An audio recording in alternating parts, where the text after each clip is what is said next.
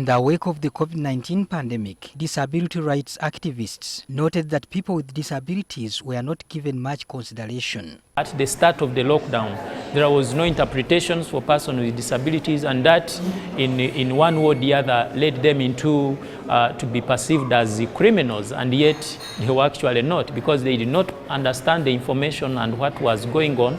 They were deeply affected.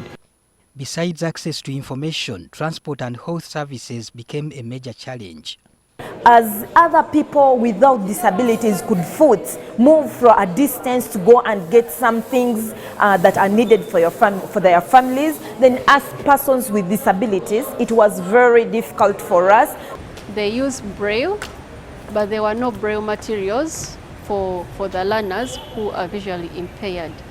People with disabilities had another challenge of adhering to the Ministry of Health standard operating procedures. Persons with visual impairment, they say maintain a social distance. But then with social distance, I have to get a personal assistant to hold me.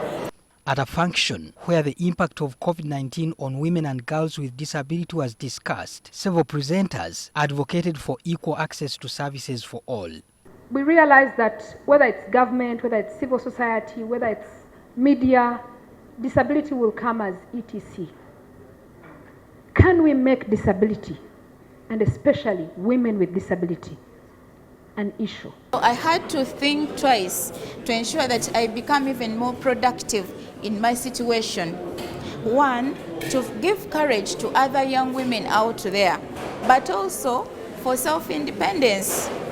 Given the vulnerability of PWDs, Cheshire Services Uganda would like PWDs to be given special consideration for vaccination against the COVID-19 pandemic. If there is no prioritization, they can be forgotten.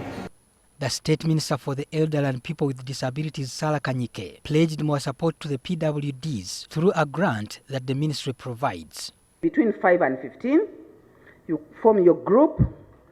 One person may be disabled, another person may be a parent, so long as we fall in those three categories.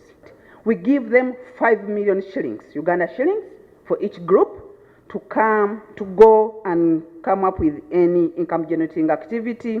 Patrick Senyondo, NTV.